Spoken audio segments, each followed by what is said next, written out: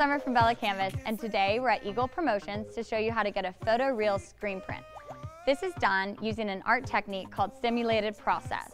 Today we're going to show you the color separation that's involved in creating this lifelike image and the production process that goes into it. One of the most important things to get right in order to get that realistic effect is color separation. You need to take an image with hundreds of color variants and narrow them down to the maximum number of screens a machine can handle. So we're here with Nate, one of the art managers at Eagle.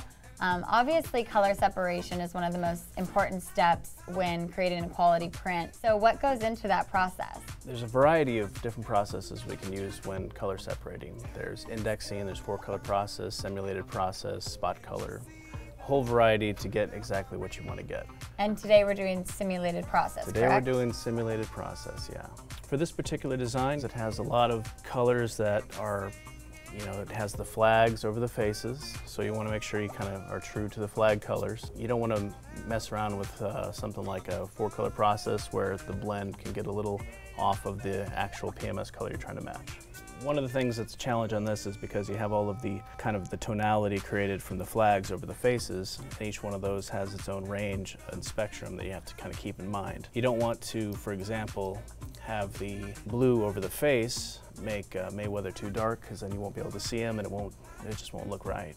So the first step you want to do is we isolate the different spectrums. This one is a gray, which goes essentially from black to gray to white, and then we build up that color in that spectrum and isolate each area, and once we have that, we can use Photoshop and manipulate the levels to add the proper amount of saturation for the colors. And then what we do is we build it up with our gray, spot white, and our black, and then we have that whole spectrum covered. And we repeat the process for the orange, blue, green, and red, and at the end of that we have a finished product here. After the colors are separated, what we do is we put it into our template format and send it to our iMage for screen output.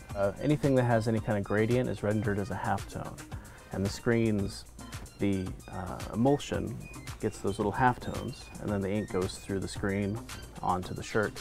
And if you want to create a blending effect of some kind, you need halftones, otherwise because it's pretty much all or nothing with screen printing. And then that goes to production, and then they pop the screens in the press and print the shirt. During the separation process, we'll call out what the proper colors are using Pantone matching system. Sometimes during the separation, you realize you need it to be a little lighter, a little darker, so we'll adjust accordingly and then send out the final color to them. One of the things you got to keep in mind is dot gain. Something that is, say, like a 50% halftone, that you're expecting to get a 50% shade of. Sometimes that can, because of all the variations and variables that are on the press, it might end up being 70%, 100%, you never know. So it's good to curve out your artwork. And the best thing is to know your press and to know your production team, because if you're used to how they operate, if you know how your presses are going to function, then you'll know how your sep's going to look at the end of the day. Separated our artwork and burned the screens, and now we're with PJ, the production manager at Eagle. What machine are we going to print this photoreal image on today? For this particular one, we're using the Striker. The Striker we have is an 18 color, 22 station, automatic screen printing machine. We're printing this piece of artwork. How many colors are we using for this piece of artwork? For this particular one, we are using 11 colors. And you can see there's a ton of detail in here. After we burn the screens, what are the next steps for making this come to life? We bring out the screens over to the machine, and they are put into a certain sequence. Sequence helps us hold all the detail that we need. After the screens are put into sequence, we begin by putting the shirt onto the palette. We begin with our base because it's going on a black shirt, so we need a base for all the other colors to print on top to look vibrant. It allows us to print all the rest of the details towards the end of the sequence. It brings out the life of the design. We use an automatic dispensing system called the DM4 to mix all our PMS colors. It allows us to keep our colors consistent. Pretty much any garment will work. Typically we like to use BELLA+CANVAS because it has a smooth surface.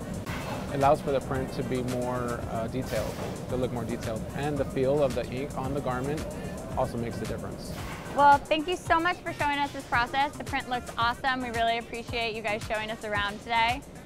If you guys have any questions about how this process is done, leave them for us in the comments below. Make sure to subscribe to our channel for more videos like this.